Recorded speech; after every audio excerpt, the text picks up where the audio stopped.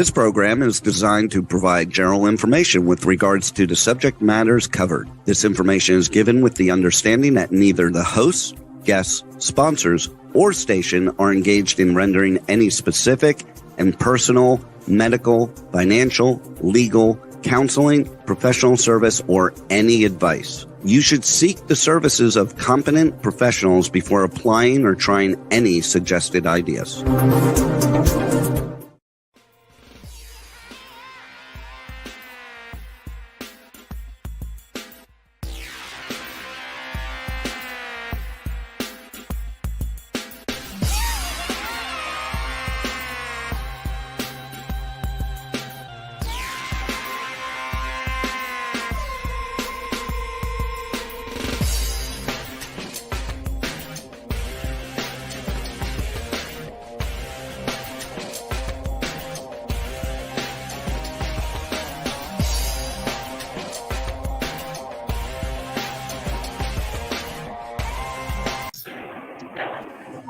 Hey there. Hey, Sean is there. Hey, it's Brian. Hey. Movie reviews and more. Here we are live, Worldwide TV Network, iHeartRadio, Spotify, everything you can talk about, over 100 outlets around the world. And I've been looking forward to this show because Moses West is on, Sean McNamara is on. I love Sean's films. I can't ever say too much about this guy, and he doesn't remember meeting me, but we've had chats on all of his previous films in the past. So we got Howard Wiggins in Nashville, Tennessee. We got Terry Marie in Redondo Beach, California. Oakley Tosh in Miami, Florida. And we got Chef Rachel Roberts Recipes in Houston, Texas. So I got to start off with this. Sean, I'm coming back to you in a minute because you just popped in. Anytime you can pull water out of the atmosphere, out of thin air, I got to start with him first because, Sean, you'll find this interesting. Moses, who are you and where are you coming from? Oh, my name is Moses West, and I'm coming out of Chicago right now, where I manufacture these atmospheric water generators. All right, talk about this because I wanted Sean to see this, and obviously I wanted you, in case you haven't seen Sean's films, talk about why your machines are important, why you invented this. This is really important. Well, the reason I invented the machine was because I was living in Australia, and I saw that we had such a water crisis when I was there. I saw whole forests that were completely devastated because the salt water came higher than the fresh water and went under the ground and killed everything because the farmers had drained so much water. And then I've seen islands disappear because of ocean level rise. And then I flew into Australia one time, and the water was so contaminated that we were drinking toilet to tap. They treated the sewage water, they put it right back to the tap. So when I got off the plane, it's like, I'm not drinking any water. And so then, having three sources of water, a liquid, solid, and a gas, the logical progression of technology was to pull it from the gaseous state. When you look up in the sky, you see a cloud or you see a hurricane coming ashore when it's raining. Hey guys, that water came from the air. And so only thing that we do is we just have a machine, and we just made it so efficient that it can pull the water out of the air cheaper than you can pull it up out of the ground or desalinate it. Wow. I'm a big water drinker, so I have questions. I'm a fitness competitor, and I compete in NPC fitness competitions, and I drink a ton of water. I take a ton of water to detox myself with my diet, but my coaches always tell me, keep your body, you can drink pH water. So I was just wondering, how alkaline is the water? What's the pH of that? Because that, again, with anybody who's like into fitness and keeping their body pH, the water's important. You're gonna like this. You can tailor the pH. Oh, awesome. Okay. So you can dial it up or you can dial it down. Just depends on how much filtration you use. Mm-hmm. Now, these photos that we're showing, talk about, you've been selling these machines to the military government for 10 years. So, oh yeah, I've been working with them for a long time. I've only known about these machines for 2 years, but I've known about people could do this for the last 5 years. Talk about why this is important for the average person, because you want to sell these to the average person, and then talk about Flint, Michigan, and then Sean, we're going to you. All right, so the machine that you see right there, you remember Hurricane Maria? Mm-hmm. Yep. Well, that machine right there is in Puerto Rico, and that's right at a hospital on an island called Vieques. And that machine there supplied 5,000 families with drinking water. So if you take That's 5,000 incredible. families and each family has 3 children, that machine that you just saw does all of that. And so I started a foundation.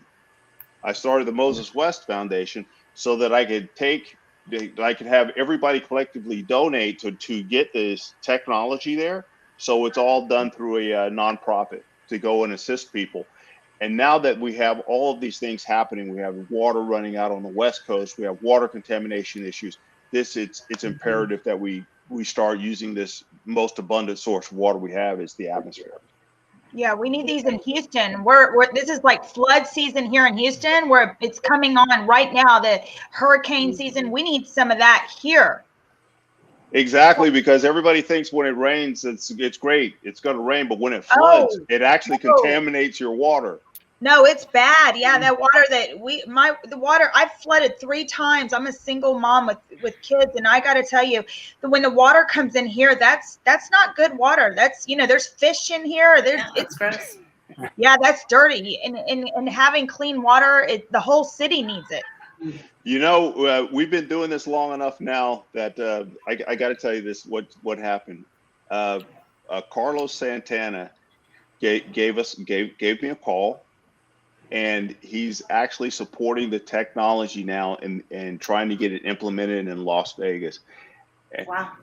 I was sitting and I was listening. I was watching the text messages go back and forth. I couldn't do anything. And we were talking the other day. I said, I just had to tell you, I just couldn't answer. I just didn't know what to do. Wow. Question for you, Moses. Have you ever had like someone ask, like, you have these big machines to be able to create this water, but has anyone asked you if you would ever, or maybe you do have, like, portable ones that people might want to just get for themselves if there's any time that they don't have like clean water, that they can like do it themselves?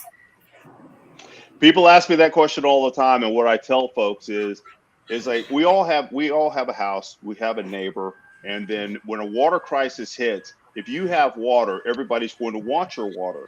So there's a space where in the market where there's companies that build these small machines to go in your house. That's how I got started. My whole mission was to be able to supply an entire neighborhood, an entire community, an entire city with water. And that's my niche. Everybody else can make the small machines. I'm making the industrial. You're going for the big or go home. So how much area does it cover? A machine, how much area does it pull rain? The pictures that Brian, the picture that you just put up, the green machine, the smaller one, that fits in the bed of a pickup truck. And then the big machine that you saw in Puerto Rico, that machine right there, and it's got those little wheels on it because you can push it around. It's not even 5 feet tall. So the water comes out of the machine, not the sky? Right, but it's pulling the water out of the air, the same way that you say on a warm day and you have a cold drink outside, and you have ice in the glass. What does that glass do? Condensate. Exactly. But what I do is I do that inside of a machine, and I use a mechanical process to do it. But I do it like on steroids. Awesome. So Sean, it sounds like a movie, doesn't it? That you haven't directed yet. That sounds like an amazing movie, and I was gonna say, I make movies for a living, but this is the real thing. Thank you, Moses. This is what the world needs more of this. Wow. Thanks, Sean. Well, Sean, the interesting thing is, I was telling Moses, I'm like, have you sold this to anybody on a movie set? Because Sean, the sets have changed differently. You got to have clean food, fresh food. You got to have clean water, and if something happens with COVID, that screws up everything. Absolutely. I was just shooting a movie in Atlanta in June, and a TV series. It was the hottest it's ever been. So we had to just douse the crew with water. We had literally one person actually went to the hospital. So we needed tons of water out there on the set. So absolutely. It's definitely necessary. So we have Sean McNamara, award-winning director, producer, writer. All the actors love working with him. Soul Surfer is one of my favorite films. Miracles, obviously. I love The Knight's Daughter, obviously, that was really good. On Netflix, you can catch that with Pierce Brosnan. So, Sean, tell us what this is.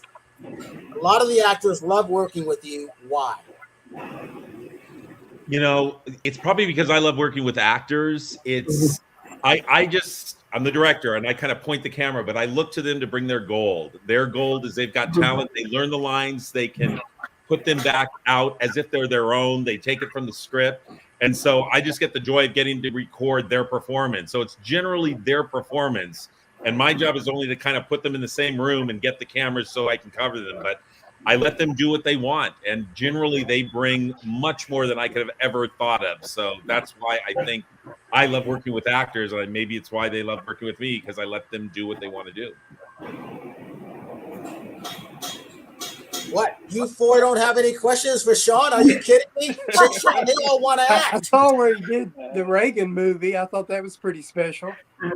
So. Dennis Quaid. Oh my gosh, that guy is so talented, and he is playing Ronald Reagan. And he literally, when you watch the screen, he becomes Ronald Reagan. It's incredible. The good, the bad, and the ugly. He gets it, and he's just an amazing actor. And the recent one with Helen Hunt, and then I saw Casper. You did animation, right? Well, it was the live action films. It was the sequel to Casper. It was a Casper: A Spirited Beginning and Casper Meets Wendy, where we first met Hilary Duff for the first time. So Hilary Duff was my idol back when I was younger. And you also did a lot of Disney shows. Yep. Back in That's for Raven, Even Stevens. These are shows that I produced back in the early 2000s. And again, working with super talented people. And, and I grew up watching, Gilligan's Island and Star Trek, and I just parked myself in front of the TV. And then I went and made these shows. And I feel like these are the idols that people grow up with because they teach people how to live. Mm-hmm. Sean, you were talking about Star Trek. I got to talk to William Shatner tomorrow. Hello. Gosh, that is amazing. I got 15 minutes by Zoom, me and 2 other people, and that's it. That's so cool. And the fact that he actually just recently went up to space is incredible. I have an interesting fact about Star Trek, Brian. I don't know if I told you this, but an ex-boyfriend of mine's father was the makeup artist for Star Trek, the Westmores. Oh, yeah. So if you know Mike Westmore, yeah. So I'm really good friends with their family. Sean, I haven't talked to you in a while. I always wanted to know about this. What made you want to do Soul Surfer, which turned out to be one of your most famous films? You've got a bunch of them, but that's the one that a lot of people really gravitate to because based on that true story. Well, I grew up on films like Rocky. And it's just not that I wanted to be a boxer, but it's like, you get an idea, you want to do something and you don't give up. So I read her book, a 13-year-old girl who loses her arm, and you'd think most people would never want to go back in the ocean. And not only does she go back in the ocean, she excels at it. So I think it's a metaphor for everything we do, no matter what you do. I'm sure Moses, it wasn't easy to come up with those machines that made water. You probably got knocked down a few times. But then once you keep pushing and you make it, the success that you can have by doing it. So the types of movies, including Soul Surfer, is to do movies where you face adversity and the waves are like knocking you over, and yet you fight back and you follow your dreams. So that's, I think, what hit me the most when I read it. And then I just, I surfed as a little boy, and it's just one of the coolest things in the world. So I just wanted to make it. And it was a great story. And I could not believe that she went through this ordeal and her family went through this ordeal. And so that's why I made it. And it was one of the best movies I ever had the chance to work on. And it was like I said, I think it's had an impression on a lot of people. Nice. I cried like crazy. So you definitely impacted everything was just so great. But I have a question. When you were reading about her story, were there any other directors at the time that wanted to create like a movie around that, or you were the first one that said, you know what, I'm going to take this and I'm going to give it my whole to create this film? Well, her manager, Dutch Hofstetter, gave me the book when I was in Hawaii doing another TV series called Beyond the Break, and I read it, and it took 6 years to get it to the big screen. So it was very challenging to raise the money. So I think I was the only one as a director on that. But there were challenges along the way, just you have the money, you don't have the money, the 2008 when the whole economy fell out. I mean, it was ups and downs and ups and downs. And again, somehow we prevailed and we got it made. So I don't know if there were other directors on that, but I think everybody finds their own stories, and I have to find about 10 stories to get one to go. It's because it's hard. The hardest part about making a movie is raising the funding or getting the studio to agree to it. So that's part of my challenge, is getting to tell good stories. So Sean and Moses, I'm going to have everybody tell you what they do. Howard Wiggins, because you got the most famous background, tell everybody what you do. Well, I am an actor right now. I just recently, since I retired, have done 2 movies. So if you need an old man, Sean, I'm here. I told Ryan the other day, I want to do a May-December romance. Because I don't think I've ever seen that love story done in a movie, and it happens all the time. So keep me. I love it. I'll keep an eye out for a role. That's awesome. All right, Rachel Roberts, go ahead. Okay, so Sean, yeah, you keep me in mind too. I do. Yeah, you want to be my main romance? Yeah. I'm always open for roles. I every morning I have a little show. It's Coffee Talk. And so I come on and I talk to the world and I drink good coffee. And my birthday just passed. And so, the other thing I do is I cook. So I want to eat clean, but drink a little dirty. I always make something every single week. I've been co-host with Brian since December, right, Brian? Right? Yeah. Anyway, this week we made chicken and chicken wings. And I had a guy. Oh my God, we had so much fun on my birthday. We went out and there was another chef that I'm friends with in Houston, and his name is Marcus Smart. And he brought me this delicious cumin and cilantro pesto. And so I marinated the chicken with the cumin cilantro pesto with a little paprika and salt. Delicious. And then I made this amazing little sauce. And today's drink, because you got to drink a little dirty, is a Topo Chico with bourbon and a little splash of lime. And yeah, so we've been having a really good time for birthday celebrations. Terry, it's been your birthday too, right? Happy Yes, birthday. it was my birthday. Yeah. All right, awesome. Terry, tell them what you do. Go ahead. Oh, okay. What don't I do? I'm an entertainment host. I've been with Brian for, I don't know how many years now, 7 years, Brian, has it been that? Yep. So my favorite thing to do is actually to do red carpet interviews and to interview people. I absolutely love it. And then I'm a fitness competitor. I've won several. I placed first in NPC a couple of times. I was Fitness Universe LA. I won Muscle Beach, so I do bikini fitness. I'm also older, so I'm probably going to start coaching women on fitness and healthy lifestyles again. I kind of want to get back into that. As far as my acting, I mean, I've been acting off and on since I was a kid on SAG. I've done a couple commercials. Let me see. Last movie I did, I was in a horror movie and I got to walk over a bunch of dead bodies and scream. And I'm going to be in another music video. I think I told Brian this, with Wicked Kid Star. We're filming that in 2 weeks, where I get to dance with the rock band. So, and then I also, right now, I'm creating my own NFT collection. So, and then if you want to find out all my projects are on terrymarie.com. So there you go. Very cool. Gosh, go ahead. Yeah, hi. So I'm Latin pop urban singer, lives in Miami. I live in Miami. And I just recently started about 2 years ago, really focusing and putting all my energy into my original music. And we are in that journey. I just came back from performing in Times Square about 2 weeks ago.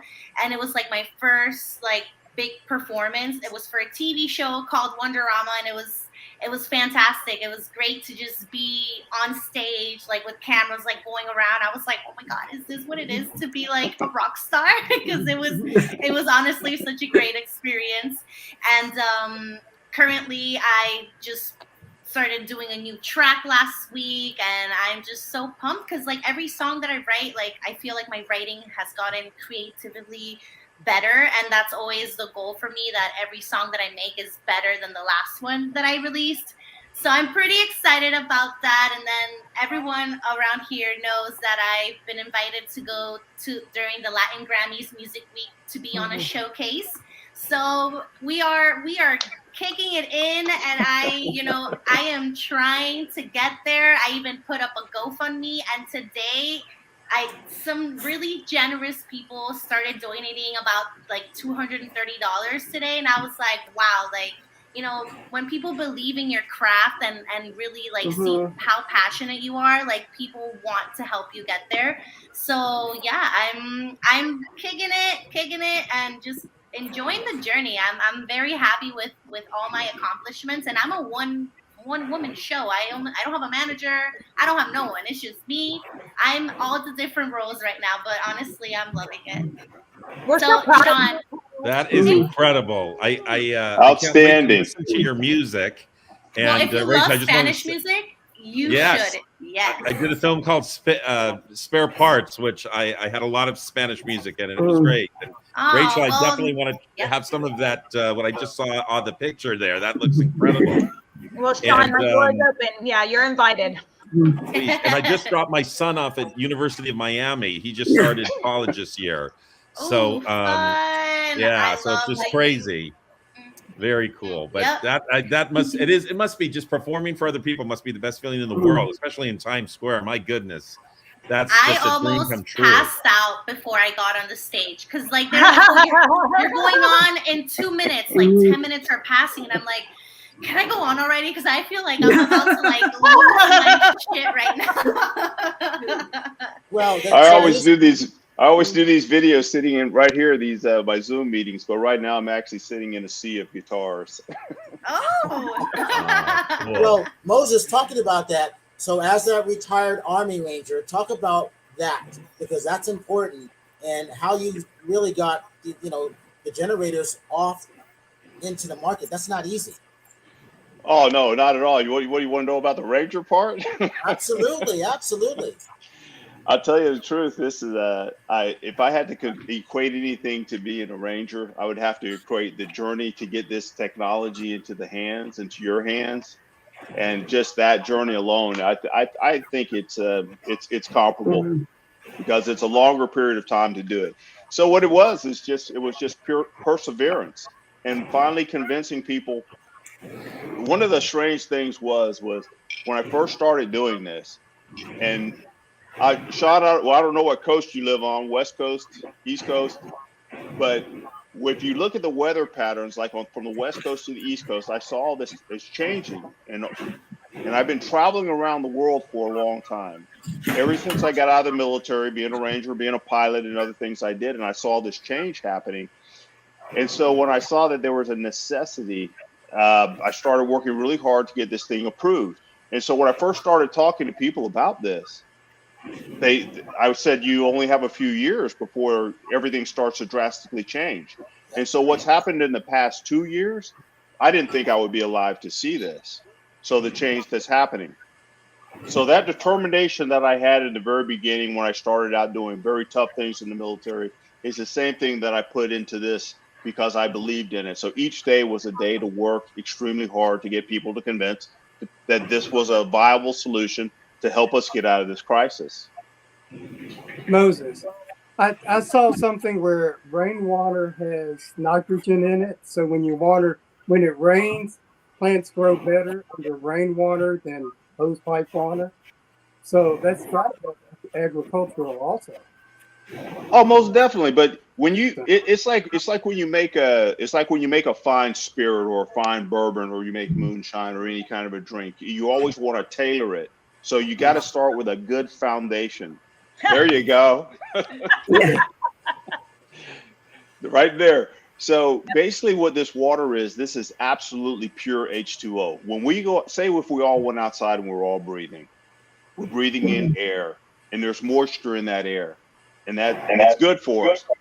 So basically what this machine does is that air that we're going outside and breathing, we're just taking the purest form of it with no chemicals, nothing added to it, and we're producing it. And today we know how to do it in the millions of gallons a day. Wow. So Moses, on going back to that, talk about going to Flint, Michigan. Talk about that. Flint, that I kept the press out of everything. We got the donations together and we took a large machine to Flint, Michigan. We took it to the 4th Ward. It was the corner of Saginaw Street and Marengo. It was right in the middle of one of the most dangerous neighborhoods there. We set the machine up. We got the neighborhood to interact with us in the machine, learn how to operate the machine, so they took ownership so we could sit back and watch everything. We made enough water so that people could clean their houses, move back in. So we helped eliminate homelessness because one woman, she needed 500 gallons of water to move back into her house. I didn't know that at the time. I didn't ask her what she wanted before, but I said, do you need help carrying it? Because we were making over 100 gallons an hour out of the air. And so we gave her the 500 gallons of water. She came back and after about 3 days, and she goes, I've been homeless for 5 years, and I just moved into my house. So the kids that we saw in the neighborhood that were affected by the water that they drank, after about 3 days, I think it took about 3 days, I broke down in tears. I just walked away from everybody and I cried my eyes out because I'd never seen so many children cognitively affected so drastically by just drinking water. And then I was standing in the middle of the United States and in the Rust Belt where we built GM cars. And I'm devastated because I cannot believe what I'm seeing. I mean, children that just from 5 years old all the way up to maybe 10 that are just cognitively impaired. And I'm talking over 90% of what I saw. And so it was the Flint mission was extremely valuable. It's something I wanted to do ever since I was working with this technology and the military, even before I went to Puerto Rico. And that's how I got to Flint, was because there was a Flint resident in Puerto Rico, and I made a promise that if I got my hands on another military machine like this, I would come to Flint, and I did. Yeah, that's God bless you. Incredible. Moses, where are you at? Where am I at? Yeah. Chicago. All right. How do I get you here in Texas? I'm serious. We're going to need you here within the next month. Oh, we have a shop in Texas over at Kelly Air Force Base over at down in San Antonio. Nice. We train the military in San Antonio. Mm-hmm. See, the military's got the units, and you don't have them. Yeah, we need. Yeah, I'm telling you. Did you hear what Moses said? He's been selling them to the military for 10 years. What does that tell you? Wow. Well, we're going to need it in Houston. I tell you that. We are now approaching hurricane season. We're going to need water. Did you know? I got to share this with you. And all y'all can do this. You know, in Houston, you know how humid it is, right? Yeah. Is it as humid as Miami though? Both Miami and Houston. Yep. Did you know that every day just on solar power, you can make enough water to supply the entire city of Miami with water? What? No way. Yeah. I've already developed the process to do that. The one thing this is pretty unique. There's a lot of companies in the world that do this, but I have the only company that not only builds the systems, sells them to the military, donates systems, and educates people on the technology and how to use them. Because I firmly believe and I firmly know that in Florida, as sea level rises and salt water comes in, same in Houston, and with all the contamination, the last source of water that we're all going to have is this water that's in the atmosphere. It's a very Star Wars thing. So Sean, I'm sorry you know about Luke Skywalker. There is definitely a movie here. I'm listening to this. And Yeah. This would be a great story, Moses. Sean, if you only knew that, if you only knew some of the, if we sit down and talk one day, some of the stuff that I had to go through to get here, you just shake your head. But that's what it's about. That's what it's about. People who have a great idea and go for something and give their all. That's what everybody wants to see. Like when I grew up reading Chicken Soup for the Soul, of stories about people who said it, nobody else believes it can be done, and then they do it anyway, and they go through all the adversities. So I think this is an extraordinary story. You got to get that made. Let's do it. Oh, hey, definitely. Well, that's one of the reasons why I've always been telling everybody about the Dreamweaver Artist Ranch. Environmentally friendly, sustainable, and net zero. Moses' invention falls into that part of everything. That's why it's important. And capturing the water and having the water rights. Because if you don't have the proper water and you don't have the proper food, or what Rachel makes out of her garden, because most of her food comes out of her garden, right, Rachel? Right. Brian, are you going to use Moses's? We need one of those water systems out there at the property in Dreamweaver. Yeah. What are you talking about? What do you think? What do you think Moses is on the show for? Hey, and you know how I'm a custom shop builder too, by the way. So if you come to me and you say, "Hey, I want a machine that makes 5,000 gallons a day," I can design and make you a machine that does 5,000 gallons a day. I can sit down and custom build a machine for you. Yeah, we're going to need that because I plan on doing a lot of things out at Dreamweaver. We're going to do, lots of beautiful, we're going to plant all sorts of fruit trees and all sorts of things. And we're going to need good water. Right, Brian? Hey, that's what we're talking about already, right, Moses? That's why he's here. You guys are going to be net zero in California. Well, that's why I always call it showcasing. Sean, tell me about this. Solar power or electric? Oh, go ahead, Howard. What'd you say? Is it solar power or electric? Both. I always tell people solar.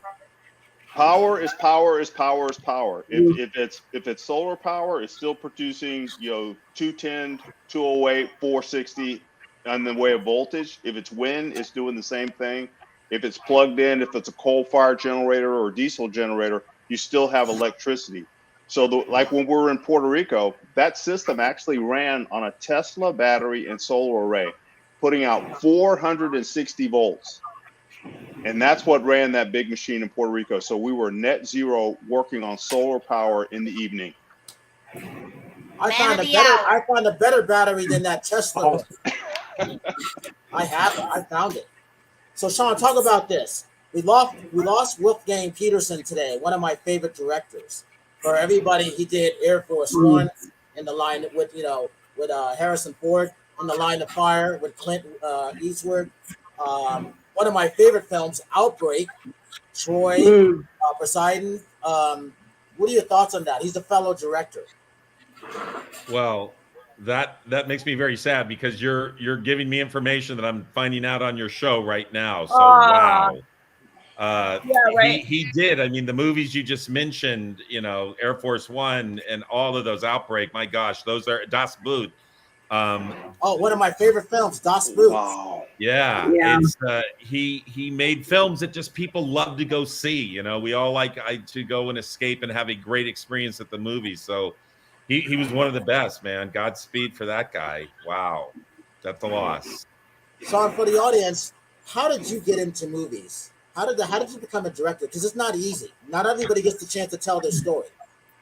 Yeah, I mean, just in a nutshell, I went on a family vacation with my family at 12 years old to Ireland, and my dad brought me a Super 8 camera. So the story of, I like to make films and turn them into class because I hated doing homework, and the teachers liked it, and I just found it was like people noticed it, and I would put it into my projector and put it on there, and I just kept doing that. And did a lot of theater in high school, and then went to Loyola Marymount Film School. And I just always loved telling stories. And you always learn, you keep learning how to make films. I watch TikTok these days that my sons are, and I'm just blown away at the creativity of just our ability to tell stories, whether in large format or on your phone.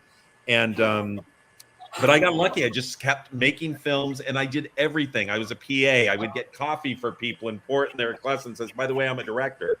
And I would be washing their cars. I would do whatever I want, but I always let people know I'm a director. So at one point, this boss that I was working for said, would you do a commercial for my brother? He has the Hartford Water School of Welding. Here's $500. Just put a slide up on the screen. And I said, can I do anything I want? And he said, sure. And I said, can I use all your sets and your cameras? And he said, sure. So I did 6 commercials with all my friends with like hot looking people pulling up welding masks going, Hartford Water School of Welding, go for it. And so I would always take whatever anybody gave me and just push it to the limit and get all my friends to work for free. So the money ended up paying for food just to get people to come and work for free. And I did that. And so it just kept going until I, got the next PSAs. And finally I got my first film back in 1989, and it was $500,000. Nobody ever really saw it, but it was somebody gave me money to make a movie. And ever since I just kept doing it. And the hardest part about making movies is raising the money or getting a studio to believe in you. And it never stops. I mean, it still is hard to get films made, but you just got to keep going for it. And hopefully the material you have, people will want to see. So Sean and Moses, just in case you didn't know, Howard Wiggins is really Sean Connery. You just didn't know it. Look at it. He is Sean Connery. Oh my goodness, that's awesome. Yeah, Howard, where are you? Look at that room you're in. This is part of your house? It's my guest bedroom. It's my guest bedroom. That's your guest bedroom. That's your guest bedroom. Yeah. That's how I want to do the master bedroom, but I need bar stools. The room's bigger, and to shoot a video, I've got to get some bar stools. Every week, Howard, you are in another spot of your house, and it's so interesting just having you on as a co-host, just so we can see what you're wearing and where you are in your house. Like, I can't believe it's your guest bedroom. He has yet to repeat a background. Like I know. You always see the same things around me. Like same shot piece. Wow, Howard. I'm always at a stranger's house. Oh, hey. So wait, today is the day that Elvis died, right? Did y'all see this? Yes. Yeah. So next week we have Ivor Davis. He's my good friend. He toured with the Beatles in 1963. He was the only one to tour with them. He's still friends till this day with Paul and Ringo. And he also covered the Charles Manson murders. And he also did, he was there when Bobby Kennedy was shot. He's my good friend. That's next week. So Howard, you get a chance to talk about your Elvis stuff, because he was the only journalist when Elvis met the Beatles. He was there. Okay. Actually, I talked to one of Ringo's girlfriends that lived with him. She lives here in Nashville, and she lived with him, I think, for 6 years, but they weren't married. So, Howard, talk about Elvis, because I love your Elvis. I know the story, but let's tell everybody your story about Elvis.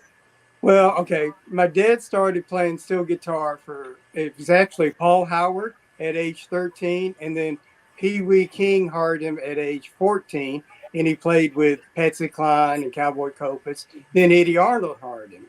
Well, Eddie Arnold, he worked with for 25 years, but there was a point where Eddie Arnold got bad with everybody and fired them all except for my father.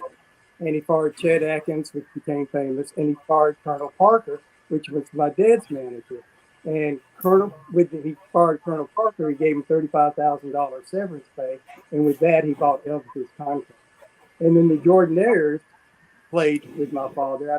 If you look at my Facebook page and scroll down, there's a song that Eddie's singing with the Jordanaires as a background, and my father's playing the steel guitar. You can find that on my Facebook, and the Patsy Cline, where Dad's playing the steel guitar behind her.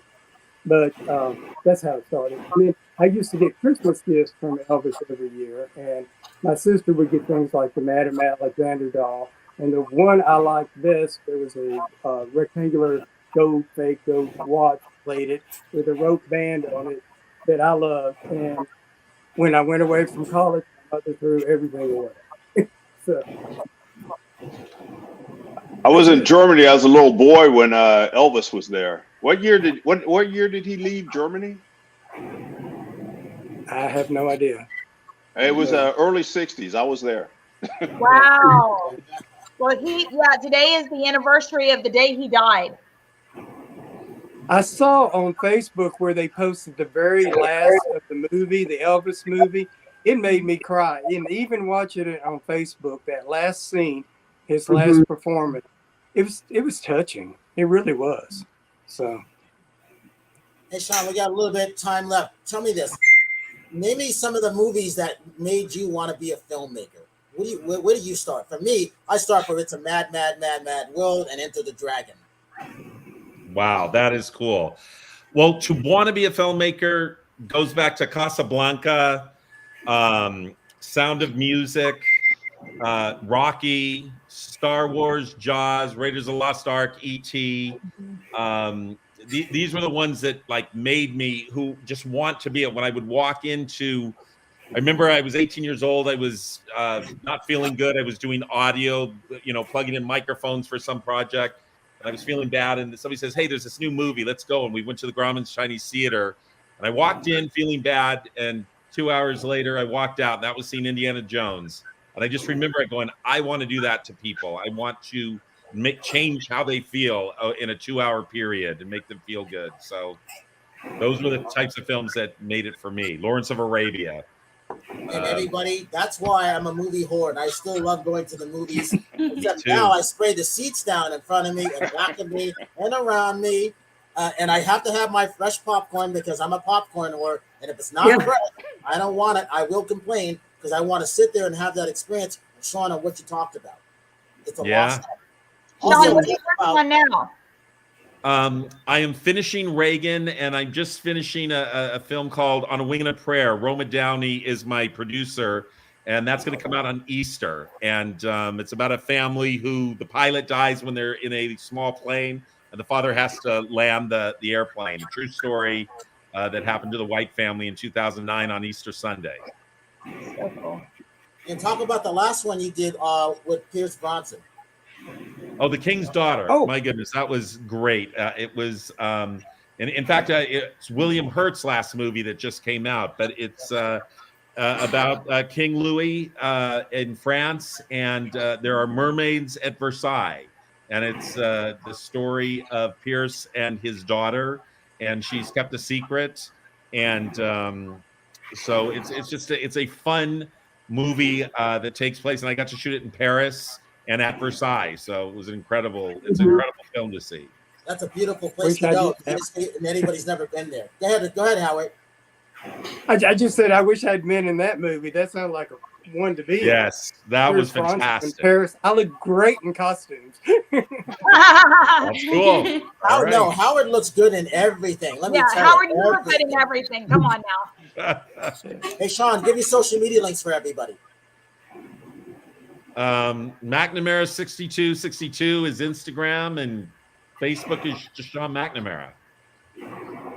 Moses, what's a piece of advice that you would give to people who are out there, and give us some of your favorite films and your social media links? Social media links is the Moses West Foundation, AWG Contracting LLC. One of my favorite sayings is there's no such thing as a problem, only opportunities. Oh, I like that. Only opportunities to succeed. And there you go. Favorite movie?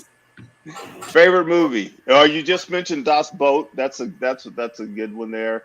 I think Raiders of the Lost Ark. Oh my goodness. There's so many. Let me think. Just writing Moses West Foundation, right? Moses West Foundation. Yeah. All right, I'm going to contact you. All right, it's everything Star Wars, everything zombie. No. I'm everything zombie too. All right, Terry, go for it. You get a chance to talk about your NFTs and your designs. Oh, I did talk about it a little bit earlier. Okay, never mind. Okay. Well, I mean, I'm still working on them. We're going to enhance them to make them more 3D looking. I mean, I can talk. I mean, I've launched some of them, but we're revamping them. But the whole collection is called Nonstop Conspiracy Farm. It's based on different animals with different personalities, and there's a whole story that goes with it. Probably, I mean, the story will be up on the website. This is a project I've been working on, but there's a series of sheep, goats, cows. What else do we have? Rabbits. And again, each of them has a different personality, and they're NFTs. So each one of them is original, and each one of them is different. But me and my partner Carl, we're going to tweak them a little bit more and make them even a little bit more crazier. And social media links. My social media links are Nonstop Terry Marie on all platforms. My website is terrymarieofficial.com. And Open Seas, the websites are going to be on Nonstop Conspiracy Farm. That's where you can purchase the NFTs. Vocally Tosh. Yes, that's me, present. So my social media, it's at Vocally Tosh on all social media platforms. If you want to listen to my music, and I'm on all streaming platforms, you search me as Natasha Rumbos. And if you're the first to hear my songs, I recommend Suéltate, which is my latest release. It's a Brazilian funk song about woman empowerment. It's very fun, and it has a cool music video too, so that I kind of assistant directed, which was actually really cool to kind of be behind the scenes also, and kind of see what I could do, which came out really good. So check it out. I'm here dancing with professional dancers, so it was a lot to do. And I had a really fun question that I wanted to ask everybody before they leave today. So if you had a song that would play every time you walked in the room, what would it be? Ain't Talking About Love, Van Halen.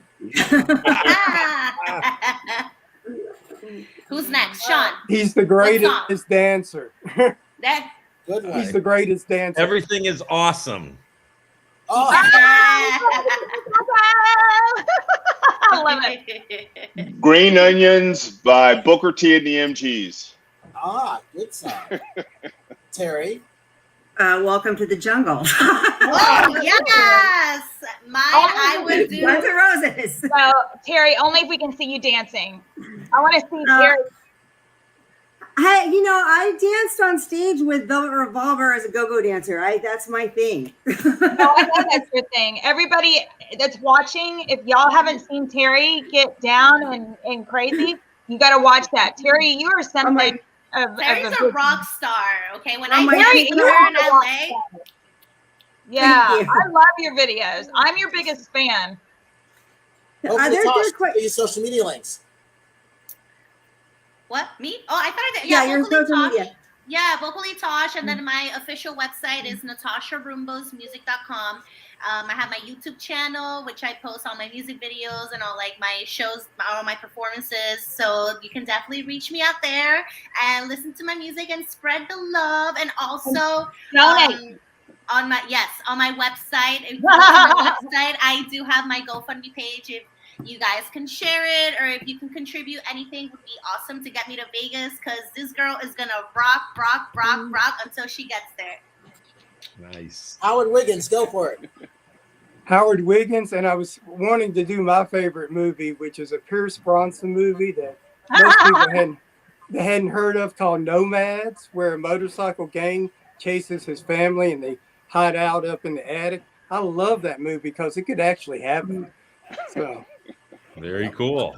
And Howard Wiggins Facebook is how you reach me. So fantastic. And not only is Howard a great dancer, he's so stylish. I think he's got his pearls on today, and he's a designer. No, look at that. Look at this room. Awesome. What? That's awesome. Rachel I got a Roberts. bug on my jacket today. Ryan, don't forget me. Hey, Rachel.